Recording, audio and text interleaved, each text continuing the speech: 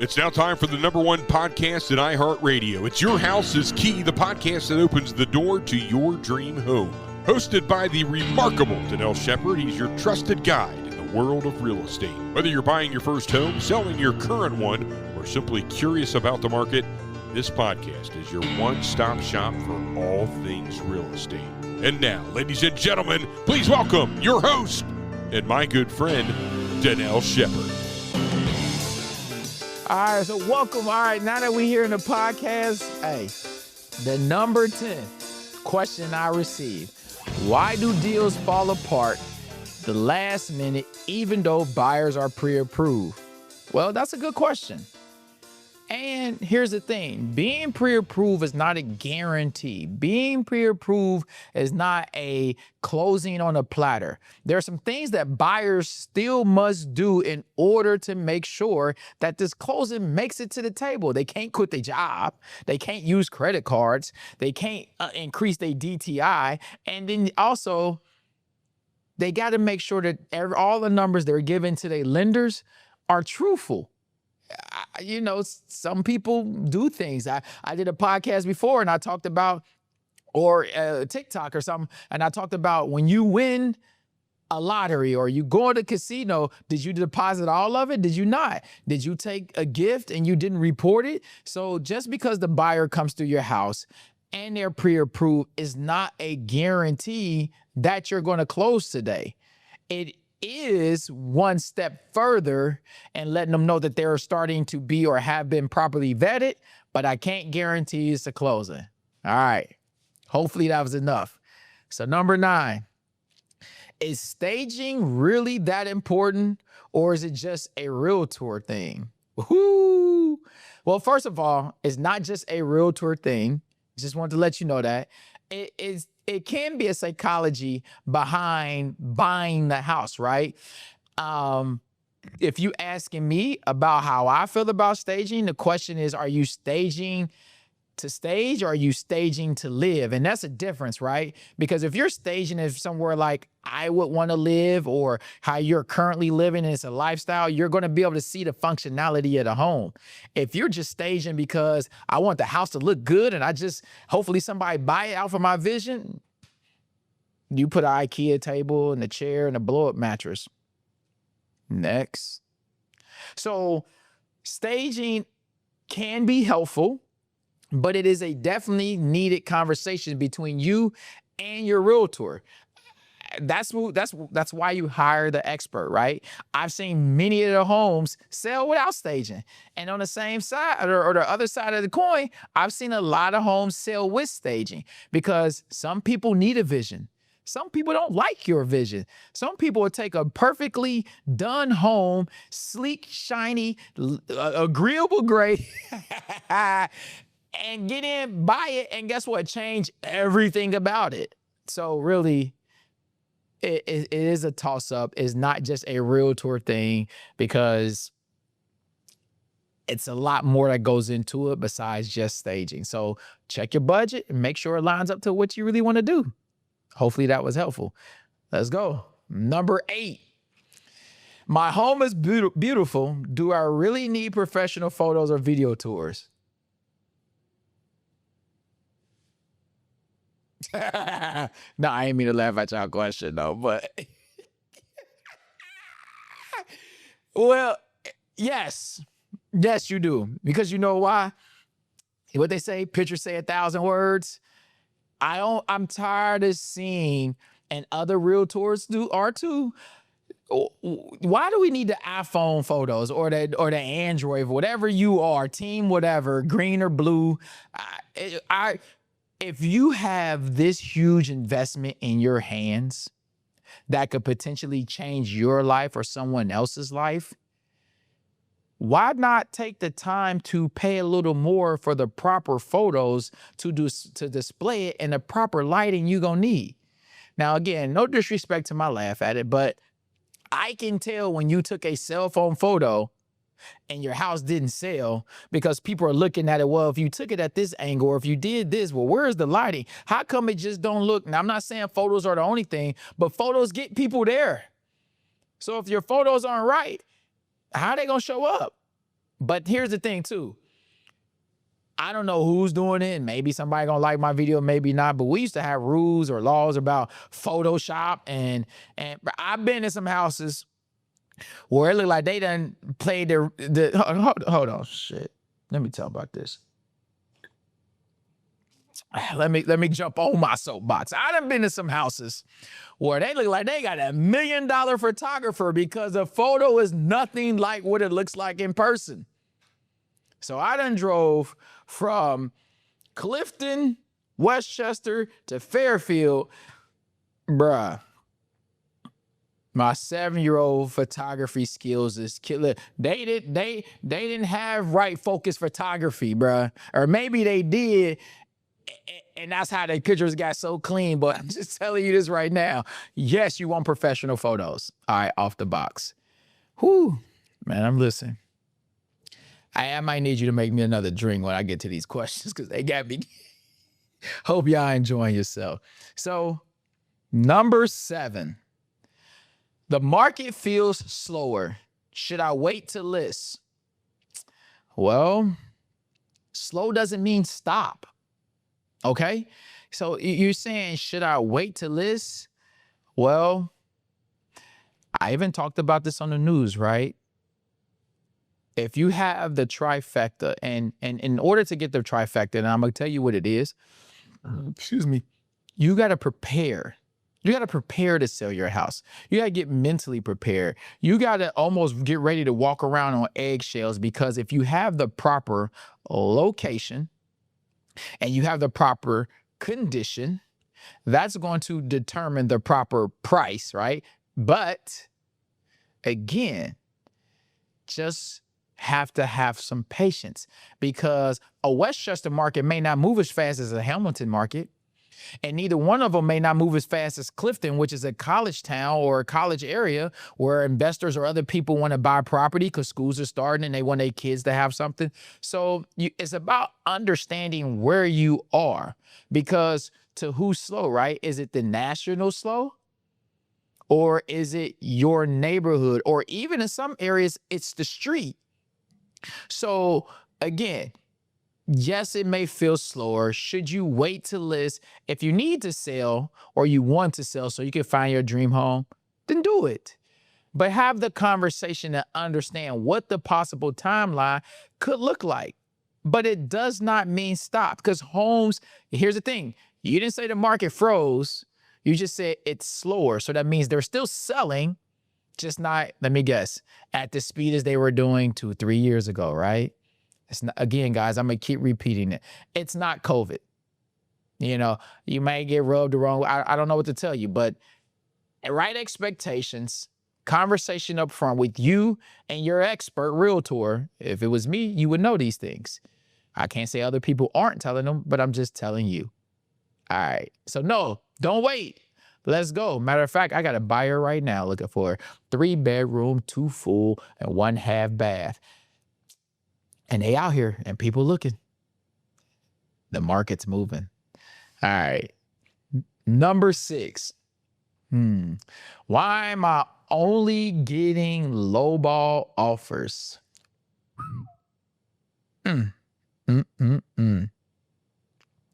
So here's the thing, right? You see, you talking, why am I only getting lowball offers? Well, I have a question. Did you overprice it?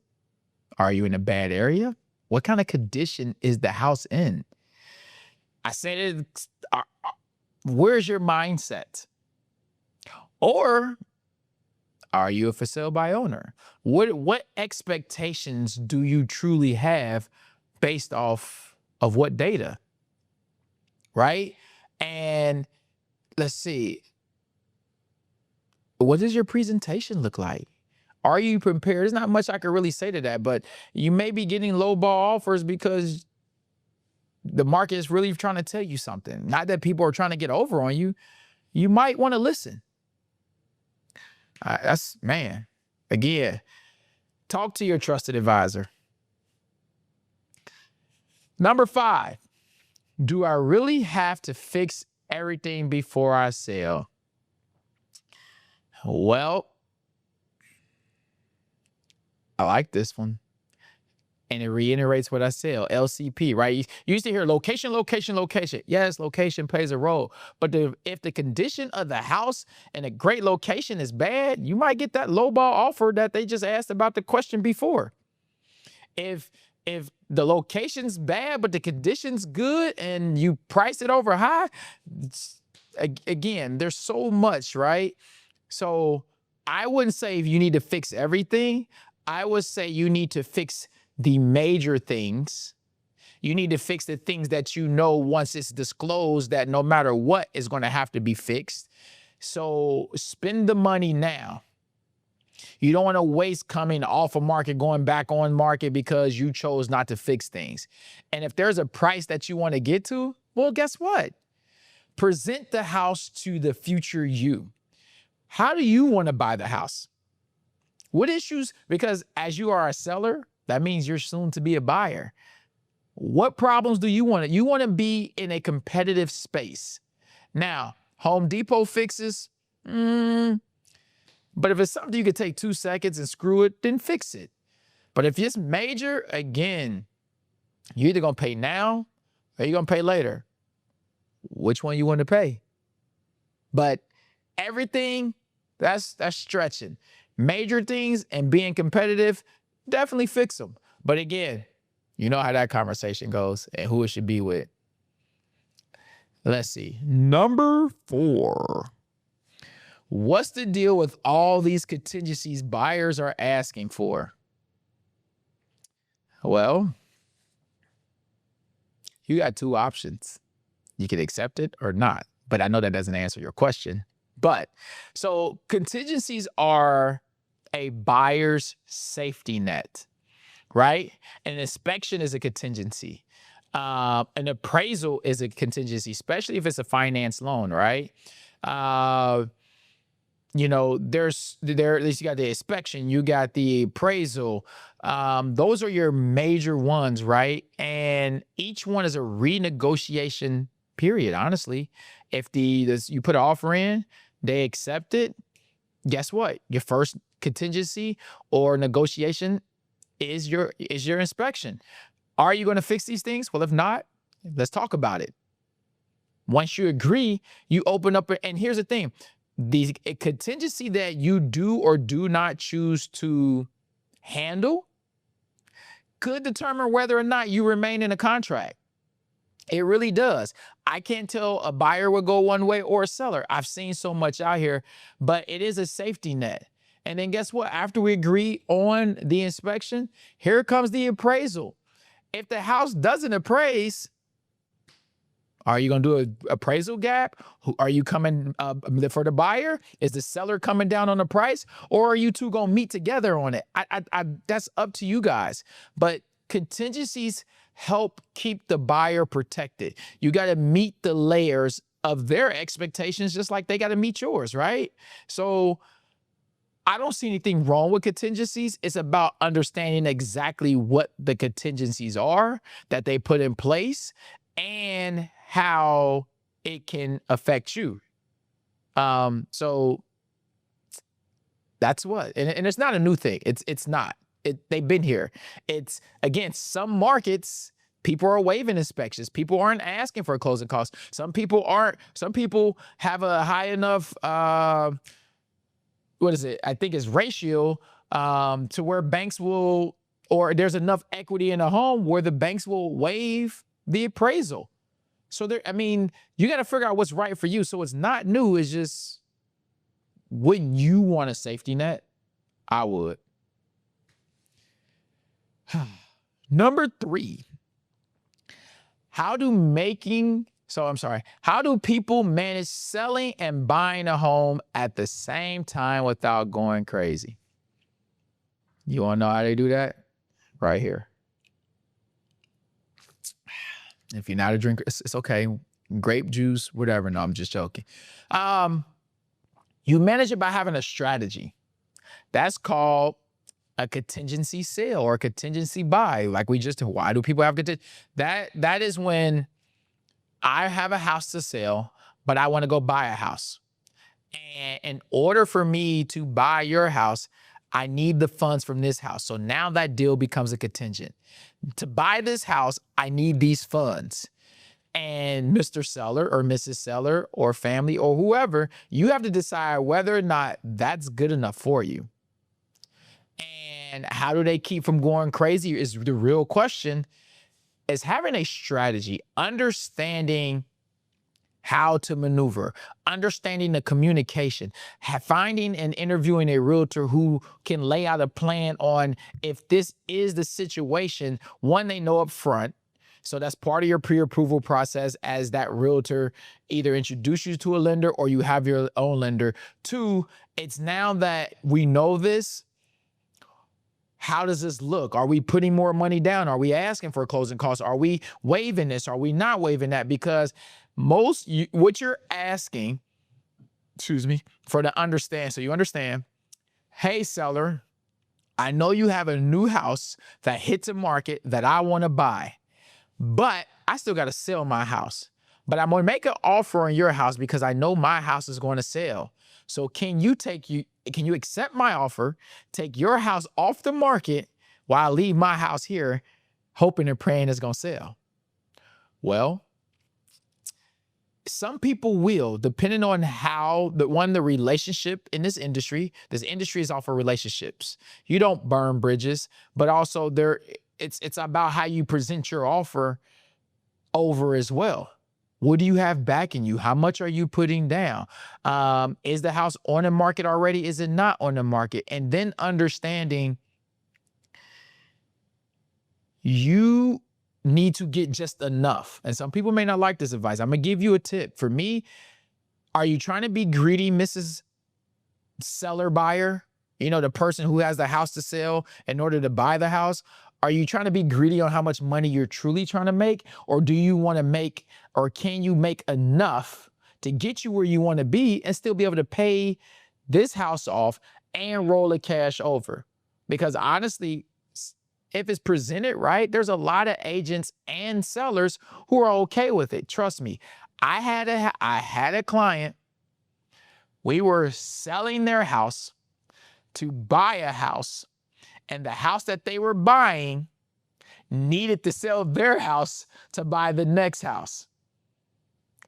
And it all worked out fine because the communication, the understanding, the timelines, the planning, there's so much to go through it, but it's about, again, hiring, interviewing it, understanding, and having an expert be able to break it down.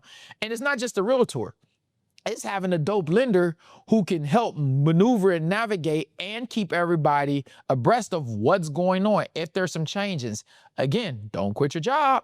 Don't make any subtle movements. Don't mess up your DTI. Don't mess up your credit. Don't go buy a brand new TV or a car. Like, there's so much you don't need to do, but it's very doable. And with the right team behind you, you don't have to go crazy.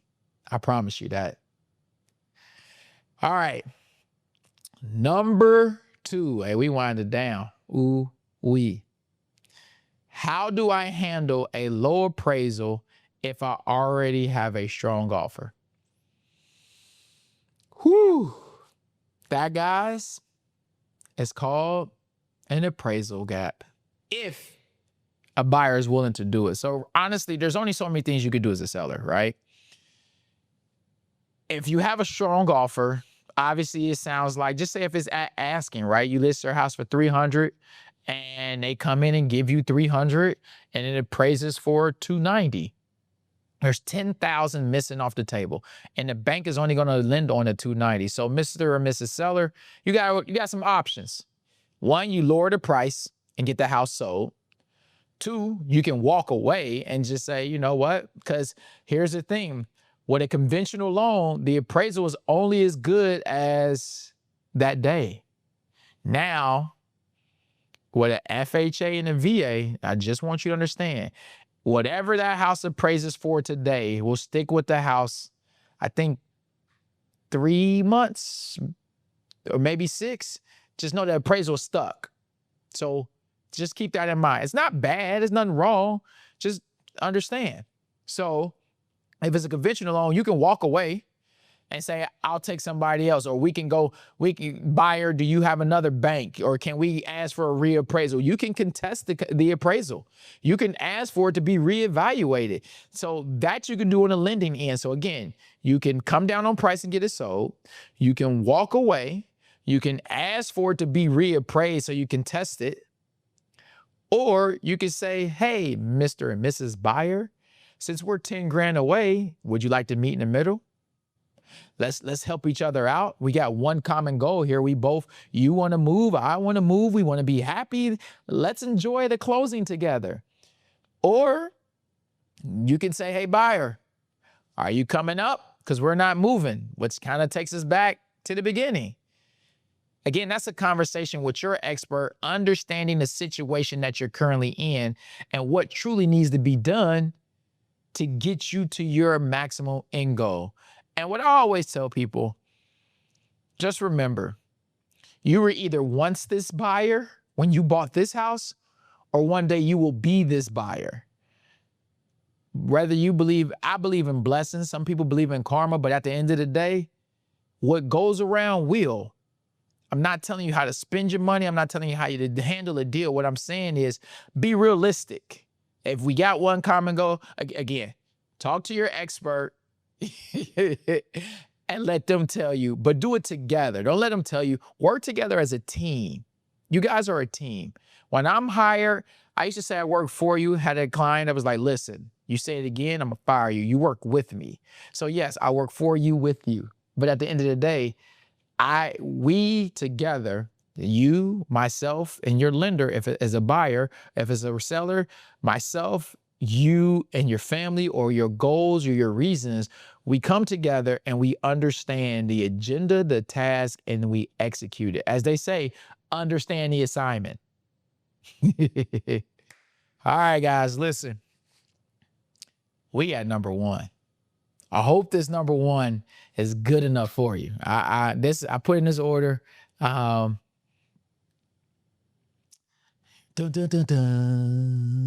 number one, what's the number one mistake I can't afford to make when selling my home? You know what the question is? Well, I'm gonna tell you anyway. Overpricing your house. I had to get loud on that one, man. I'm sorry. Again, it's not COVID. Let's be frank. No one cares about what your neighbor did 4 years ago, 3 years ago. What is your neighborhood saying today? What is the street saying today? What is the data saying? What happened 6 months ago? What updates did you make? What condition it is in? It's 2025 and your house looks like 1994. Come on, y'all.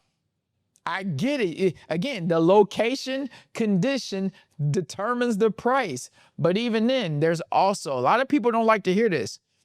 There's a thin line between greed and success. Getting paid and being greedy. What they say, pigs get fat, hogs get slaughtered. Some people don't like that. You didn't come here to be all lovey-dovey. You want the truth. You want the real. And that's what I want to give you. Don't overprice it. And then it's like everything I said before, you got to have patience. But the most thing, don't overprice it. Have an expert that's going to say, based off of these numbers, based off of this traffic, seeing what I saw in the last 3 weeks, 2 months, 6 months, here's the data of what we have. Now, there is some areas where you can create your own comps and people jump based off of the school district or based off of the area and or based off of, just the location and condition. People want that product. But even then, you can still overprice it. So you still want to be in a competitive market to the point where it's not only is it shiny, bright, sleek, and new, it's enticing. And I want to make an offer too. Oh, y'all like that. See, because it rhymes. You know why it rhymes? Because it's real and all rhymes is real. No, I'm just joking. But listen, don't overprice your house. That's the number one thing you can afford to do. Because once you do, nothing else matters. People are going to wait. They're going to play that game. They're going to wait you out and see who blinks first. So again, guys, man, I hope you liked the podcast today. Today, we're doing the top 10 questions from sellers 2025, the first half of the year of selling a home. Why is it not selling? What can I do? How can I do it? Just giving you advice. Again, remember, like, subscribe, and share it. Even if it wasn't for you and you didn't like it, but you know somebody else did, share it anyway. If you want to talk about me, share it. You want to laugh at me, share it. You know, at the end of the day, share it. Maybe somebody can learn, and maybe you did too. It's your favorite realtor, Dannel Shepard, with the Your House is Key podcast. And always remember, with me, your house is key. Peace. Thanks for listening to Your House is Key with Dannel Shepard. Each week, Dannel dives into essential tips, insider secrets, and expert advice to help you navigate the exciting journey of home ownership and home selling. From understanding market trends and finding the perfect neighborhood to even securing financing, staging your home, and closing the deal, there's only one guy that gets it done. Dannel Shepard, right here at yourhouseskey.com.